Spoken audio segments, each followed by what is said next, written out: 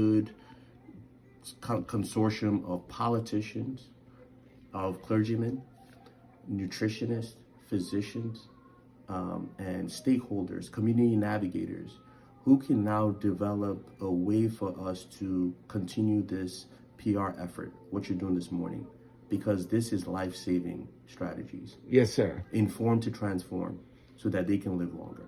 Yes, sir. So that's that's kind of my summary of COVID. And from a peripheral arterial disease standpoint, why I'm passionate about that topic, for those who know, is that 80% of patients who had an amputation are dead within 5 years. And Mississippi Delta ranks #1 in amputation rates. So if anyone has offered y'all an amputation, call my office and let's see if we can save that limb and save that leg, because we want to save that life.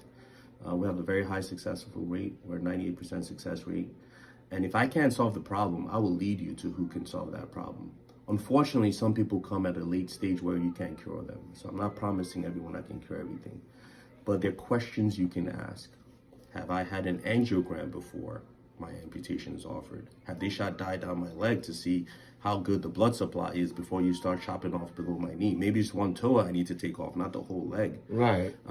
Maybe I don't need that. Maybe you just need to give me better wound care, right? Maybe you just need better antibiotics. But without good circulation, you can't have good success rates with your wound care or your antibiotics. And a lot of our patients don't know that. So it's maybe my sugars are not controlled. So every time Dr. Fakorede fixes my legs and my sugars stay in 300s, well, guess what? It's going to clog up again within the next 6 months. Right. So that's where that whole it's a convoluted system, but it's a disease state that requires investment by everybody, from the patient to the doctors, to the stakeholders in the community, to the household members.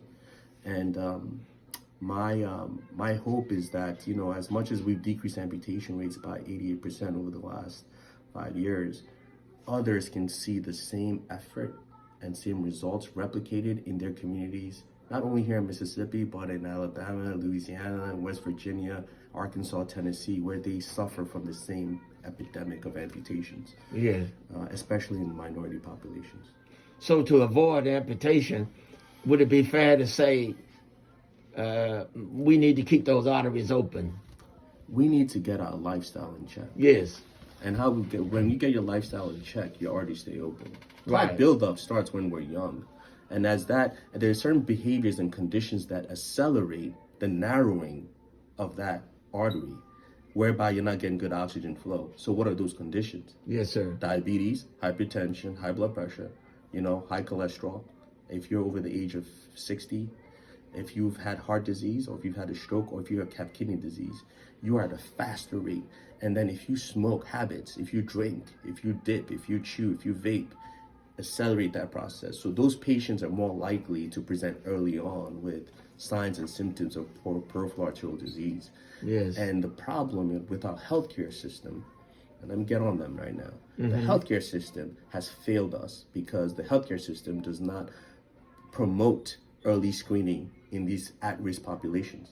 Even though African Americans are 3 to 5 times more likely as a diabetic to have an amputation, they are not screening these populations that I just mentioned today.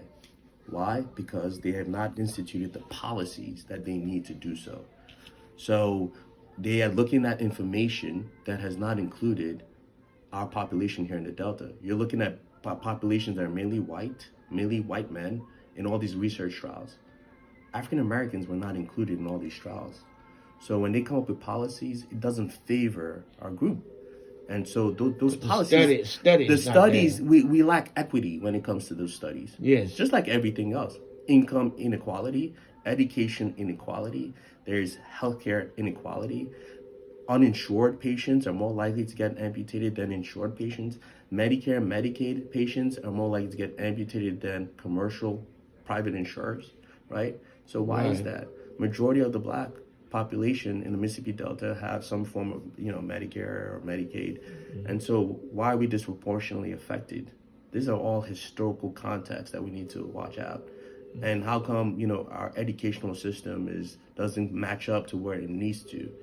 It's a complex solution. I'm not saying that, I know it all, But when you see it in play, systemic and systematic ways whereby, people remain silent. I'm calling out politicians and stakeholders right now. Remaining silent is not the just way of improving lives. Remaining silent means that you are complicit. Right. So if you're listening to this message and you're in political office in the Mississippi Delta, I need to hear more of the conversations as to how we improve our healthcare system, how we improve our educational system, how we improve our transportation systems, how we improve our income and job recruitment systems, where we're bringing more of these, opportunities for retention of talent. Not seeing all these young kids leave the Delta to go profit and be successful in Memphis, Oxford, Jackson. No, we need to keep them here. So and better income better. Right. We're all better tied in. Healthcare. It's all tied in. Tied in together. It's all tied in. So, and then how do we get more Dr. Fakoredes, so African-American physicians who look like myself or who look like all the other African-American physicians that I see around? Because you have to understand something. An African-American population trusts a doctor who understands the strengths, the weaknesses, and the challenges of that community and is invested in that community and is speaking out, just as we are this morning, as to some of the positives and the negatives that are occurring in that community. And what are the solutions and how do we bridge that gap in health inequality and in education inequality. And so those physicians have to be recruited to the Delta. So what are your pipeline programs to recruit such physicians? Because I was not recruited here. I came on my own. Right. But let me tell you something. It's very hard to recruit a doctor here. Unless you got family, people just don't want to come. So I need to be encouraged by my peers and other doctors. And my peers also have to be encouraged to help each other recruit young doctors who are living in different areas to come and help us out in our effort. Yes. Because if they don't, we're just getting a sicker population with a limited number of providers, and we can't solve it all. That is my fear. That's what keeps me up at night. Right. I cannot be the only cardiologist in the whole Mississippi Delta. That's right.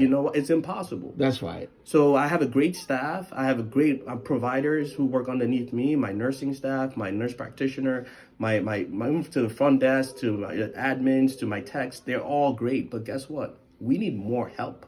We need more of us. We need to spread like wildfire across the Delta. And so COVID has discouraged a lot of providers, and some people are leaving and some people are just going into other things.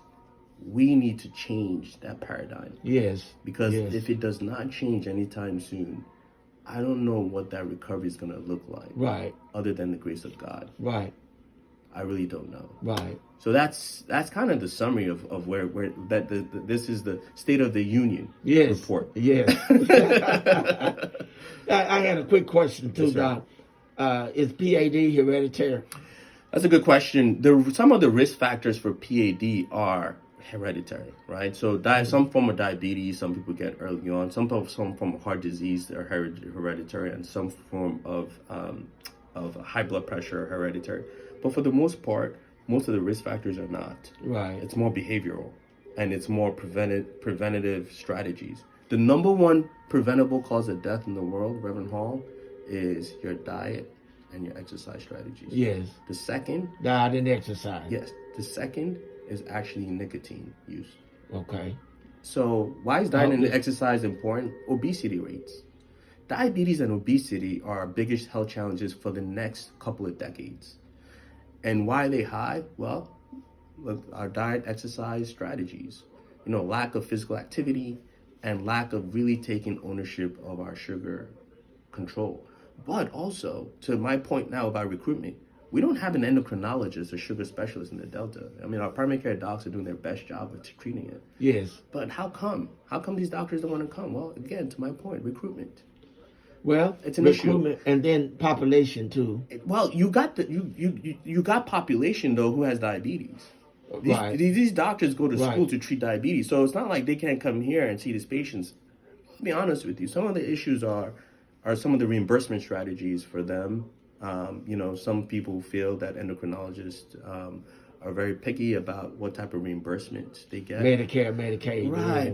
And so that's where politicians come to play, right? So that's why I'm calling everybody out today. Right. Because they can help bridge this gap and talk to both local and federal agencies that are required. Like, okay, what are the issues that you all are facing, and how can we come up with a strategy? I mean, they're giving all these grants that are around these days, but guess what? Grants are not the permanent solution to everything. You know, at the core, you know, that well that we're digging, it has to it continue to flourish on its own. And so we can't just keep on pouring buckets of water into a well. No. Right. The well has to give us water. Right. And so we need to invest into the Delta, where the structural resources and the systemic solutions are a lifelong pipeline that will exist for generations to come. And you're saying that elected officials could help in this recruitment? Absolutely. Yes. It's beyond just hospitals. Yes. Right? So we're calling them out this morning. I'm not going to depend on a for-profit hospital administrator or a community, you know, a CEO. That's right. Who makes good money. That's not from who makes good money to now come up with a solution. Because guess what? More patients. They can leave tomorrow and get another job at another hospital somewhere else. And you know what? Who's going to be stuck? We're going to be stuck. The people. We're still stuck. That's right. So we need to make sure that we have that solution beyond the seats of what I call Mahogany Row. It cannot lie on just hospitals, administrators. You do not rely on hospitals to solve a public health crisis. Right. We need we need their minds and we need their facilities. Don't get me wrong. But the solution has to be with the folks who are brought up to deal with, you know, systemic problems. And so all stakeholders have to be on that table. Right. So it's not just the politicians, it's clergy, church, are all, you know, I feel like a consortium has to be held. I was about to say. Where we really, a state of affairs, and you speak truth to power on the issues, and people stop hiding behind their titles. Right. Right. Because it's easy for a young man like myself to say, okay, I'm from New Jersey, I can go back to New Jersey. Right. But guess what? Who's going to take care of my folks? That's here? Right. That's right. You know, these are my mom, my dad, my brothers, my sisters, you know, and I'm not just saying, even you know, there are poor white folks here who are suffering. I just don't want to make this a black issue. Right. They are. The socioeconomic issues. It's just more prevalent in the black community. It's more prevalent. And historically, we understand why it's more prevalent. I don't need to talk about, you know, slavery. I mean, cotton was king, and people profited off the backs of African Americans for years. Right. Mississippi was one of the wealthiest, the fourth wealthiest region in the world at some point in the world. Yes. The Delta. Yeah. What happened? What happened? Exactly. So those people are now, they were never brought up to have equity, meaning that you never got them to have the same playing level field when it comes to their job opportunities, healthcare opportunities, education opportunities, transportation, housing opportunities, you know, even parks. Nothing was brought up to give them equity. Mm-hmm. And you're still expecting them to catch up on their own.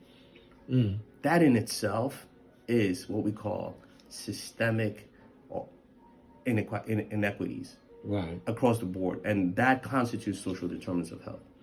And I think what we could do, grassroots, is begin with our families. Yes. If we were to just make sure our families were orientated properly with education, number one, and working together to make sure that our immediate surroundings are concurring to the necessities of the family, where there's proper leadership, both from the male perspective as well as the female, to lead us into health care. And I think if we took a positive approach toward it, then it would spread. Right. I think it will. And it's you know, what we have to do at that point is to make sure that those folks who have invested in some form of community or public service know that everything starts at home.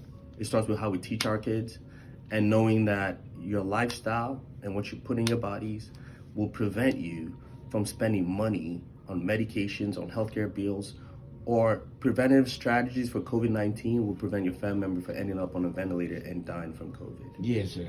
So yes, prevention, better than cure. I'd rather see you on the streets or at home than see you in my clinic or in the hospital. I tell people that any day. Yes, sir. At all costs. I'm going to try to get to one other question just before we have to go off. Is pain in the legs or feet, is that a sign of PAD? Correct. Yes, it is. It's a sign of poor circulation, but it also could be a sign of back problems. It could be a sign of the veins not having poor circulation returning back to your heart. It could be a sign of arthritis. But for the most part, if you have those risk factors I mentioned earlier, then you have to be screened for poor circulation first before you see another specialist to rule out other contributing signs of that pain or numbness or tingling or that leg giving out.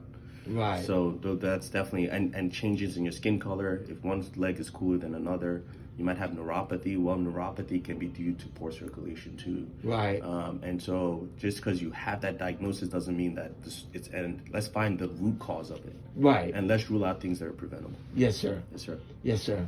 Well, our time is about up now. There's so much. I had other questions, and I'll be back. And then You'll not be back. I know yet he will be back.